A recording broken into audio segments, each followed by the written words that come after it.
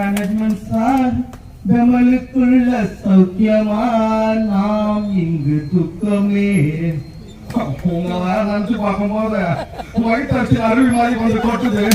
அந்த வேலை நினைக்கும் போதுதான் வேதனை வந்துட்டு. உன்னை எண்ணி பார்க்கையில் வயிற்றில் கொட்டுது, அது எழுத நினைக்கையில் வயிறு முட்டுது.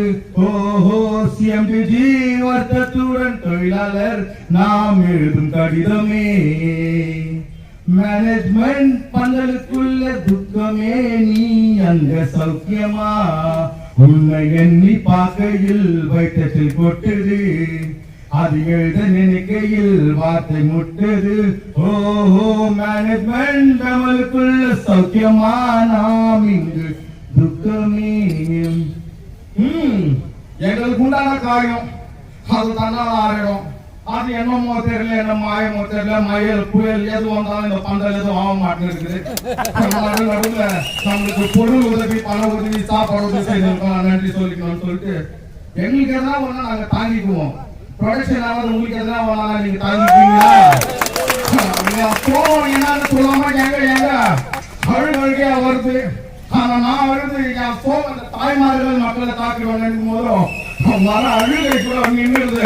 மனிதர் வந்து கொள்ள வேண்டிய மனித போராட்டம் அல்ல, அதையும் தாண்டி கடினமானது உண்டான காயம் எங்கும் தன்னாலே ஆறி போன மாயம் என்ன பொன்மானே பொன்மானே. எந்த காயம் என்னவென்று சொல்லாமல் ஏங்க அழுகை வந்தது. எந்த சோகம் உன்னை தாக்கும் என்னும் போது வந்த அழுகை நின்றது. மனிதன் உணர்ந்து கொள்ள இது மனித புரட்சி அல்ல, அதையும் தாண்டி கடினமானது.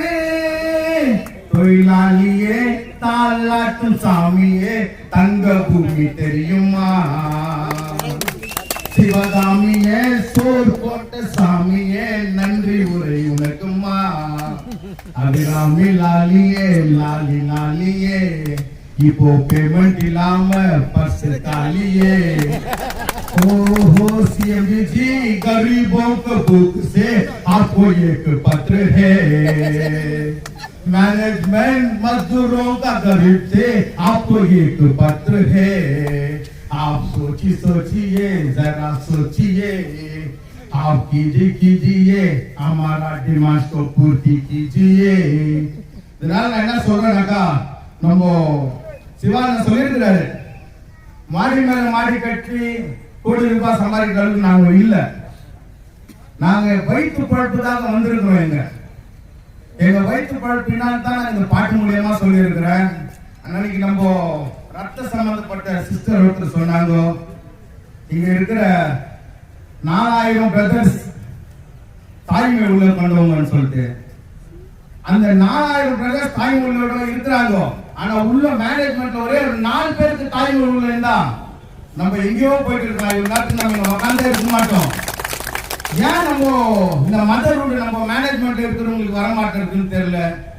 அதை நினைக்கும் போது தான் வேதனையா இருக்கு நம்மளுக்கு. मैनेजमेंट जी दोबारा मैं बोलूंगा, आपका मदर रूट क्यों नहीं आ रहा अभी तक?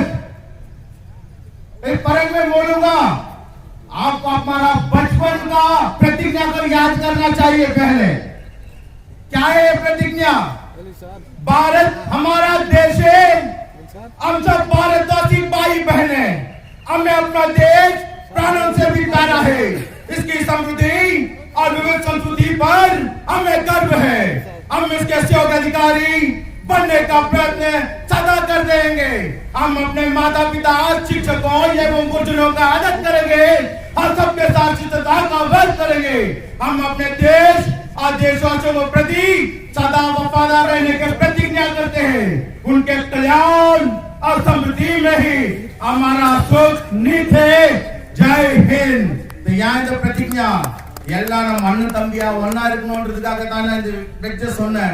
இங்கிலீஷ்ல சொல்லலாம், இதை நான் ஹிந்தில சொன்னா தான் அவங்களுக்கு கேட்க நான் ஹிந்தில சொல்லியிருக்கிறேன். நம்ம வீட்டுல பாருங்க, மைன்ஸ் வீடு வெறும் ஷீட் வீடு. நம்ம வீட்டுல நம்ம இருந்தோம்னா 3வது வீட்டுக்காரங்க நைட்ல இருந்தாங்க, காலையில் சுத்தம் வச்சு கொடுக்கலையாப்பா அவங்க வீட்டுல கேட்கறாங்க. ஆனா பெமல் நம்ம வீடு தான் காட்டு கத்து கத்துறாங்க நம்ம சங்கரன் கூட. அவங்க காதுகளுக்கு இன்னும் போய் சேரல, ஏன் அதுன்னு இன்னும் தெரியல. நம்ம மேனேஜ்மெண்ட் மறுபடியும் நான் சொல்றேன், அவங்க கூப்பிட்டு நம்ம பேசணும். வாய்ப்பு கொடுத்து எல்லாருக்கும் நன்றி.